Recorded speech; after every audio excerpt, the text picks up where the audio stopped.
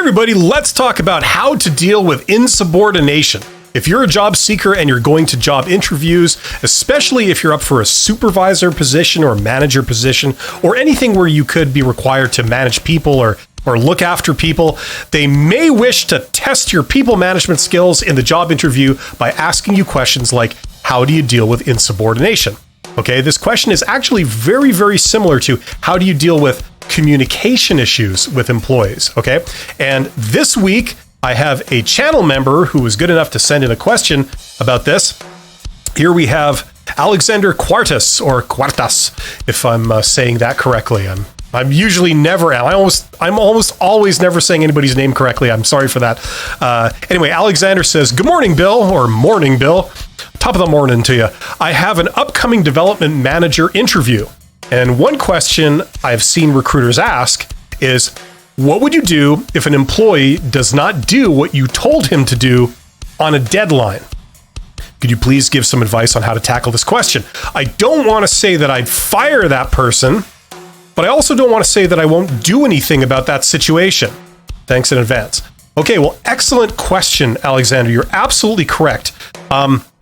You don't want to come across as too rough, too gruff, and too confrontational and assume that the employee is at fault and then immediately fire them. That's going to signal that you're a bad people manager. If they hire you, you'll probably create a ton of issues and drive away a bunch of good employees, okay? On the other hand, you don't want to be too lenient and convey that you can't actually address any actual people issues, because that would be bad also. Everybody under your charge would slow down and not perform very well because they know that you're not really going to enforce any kind of standards when it comes to work quality and things like this. So it's a fine line. It's a very fine line. It's a head scratcher. How do you answer? Well, the great advantage of Alexander being a channel member is that I actually wrote a more detailed answer to that question. Because my channel members are awesome, and when a channel member asks a question, I tend to put a bit more time into it to try and answer it more in detail. So if you got a question, join my channel. Okay, this was the method that I laid down for Alexander.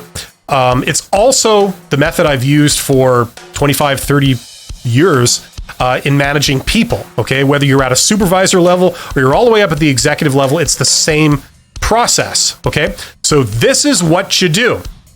Number one, speak privately to the employee one-on-one, okay? Take them aside. If you have an office, take them into your office and close the door, okay? Don't talk to them in a public place so that kind of everyone around can hear the entire conversation. That would be embarrassing for the employee, and it's just not the way we do these things, okay? You have a private conversation, and this whole conversation should be friendly and positive, okay? You're going to do this entire thing with the assumption that the employee is not at fault, okay? It's not that you have a lazy employee or a problem employee or a stupid employee. The way you manage people is you don't go into these kinds of issues with that assumption, okay? Because at least in my experience, 95% of the time, it's not the employee. If there was some other issue that we didn't foresee. You can't see my finger. I'm trying to point at myself. Okay, so speak privately. Number two, ask them what they heard and understood your instructions to be. Maybe your message was garbled in transmission. Maybe they didn't hear you. Maybe they didn't understand what you were asking. Maybe you didn't phrase the instructions as clearly as you thought you did, okay? And God knows I've been guilty of this, okay? And most supervisors have, okay? So we ask them that.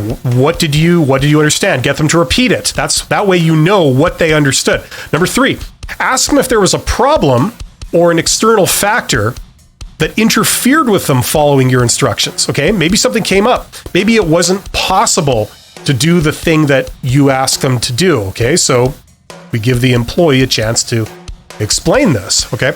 Number four, inform them that going forward, you expect your instructions to be either A, followed in full, or B, the employee will come to you of their own accord in a timely manner to inform you of a problem, okay?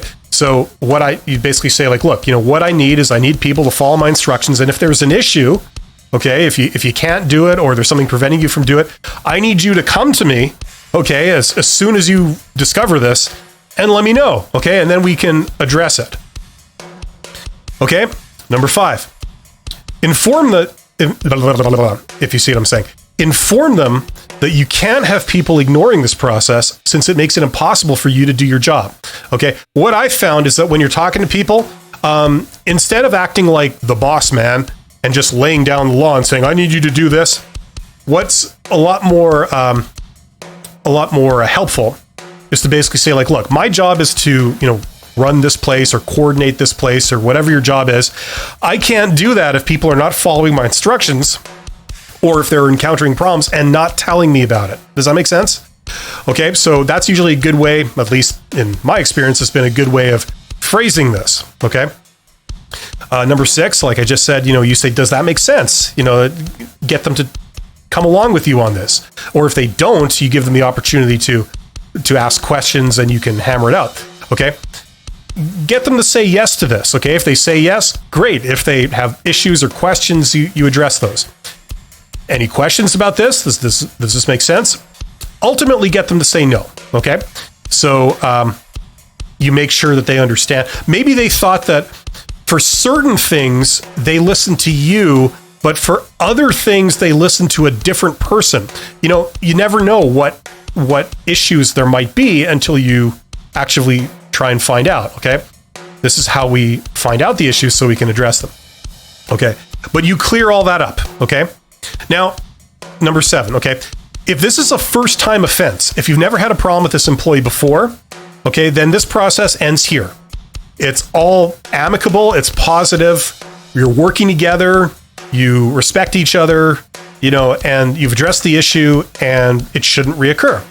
Okay, in which case that's good people management skills. Okay, so if this is a first-time offense, it ends here. If this is a repeat issue, okay, if you've had multiple problems with this employee, they don't seem to follow your instructions, there's always a problem.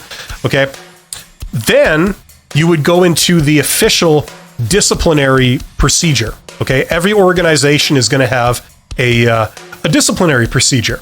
In a lot of organizations, especially big organizations, this is actually written down. Okay, it's in the rule book. If a supervisor or manager has a problem with an employee, this is the process, okay? HR will usually insist that there is a official written procedure to deal with this because if you don't treat employees properly, there's all kinds of rules and laws and employment standards that safeguard their treatment, right? So you got to do things by the book. You got to do things by the rules, okay? If you don't, it could create a ton of problems later, including problems for the company, okay? Obviously, the details of this are going to vary depending on what country you're in and what industry you're in and the environment, if it's like a unionized environment or it's non-unionized, whatever. It's going to vary, but basically there will be a disciplinary procedure. And roughly, generally speaking, a disciplinary procedure usually goes something like this. There's 4 stages, okay? You can't see my fingers. You know what? If I won't take that down. I'll leave that up. I got to put this in front of my face. There's 4 levels of this. The first is a verbal warning, okay? Where the supervisor just tells the employee, look, that's bad. That's not the right thing to do. I need you to do this other thing. That other thing that you did is unacceptable. Please don't do it again, okay? And you could maybe note, like, on this day and time, I talked to this employee about this issue. That's an option. Some places they do to other places they don't, okay? That's the first stage. The second stage is if the employee then once again doesn't follow your instructions and there's no really good reason behind it, then the next stage would be a written warning. So you do the same thing I just described, except that you write it down. You call the employee into the office or your office. You close the door. You sit down with them. And then you usually have a witness, like an HR employee, that's there to witness the conversation. Okay, they don't necessarily participate too much, but they just witness. And then at the end of it, you just give the employee a copy of, what you talked to them about. You say, on this day, this time, we had this issue. I spoke to the employee. I said this. Employee acknowledges that going forward, they need to do this. and they're okay with that.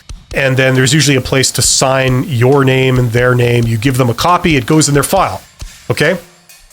Then the third stage of this, if there's another occurrence of this where the employee doesn't follow instructions and doesn't follow the procedure you agreed on, okay?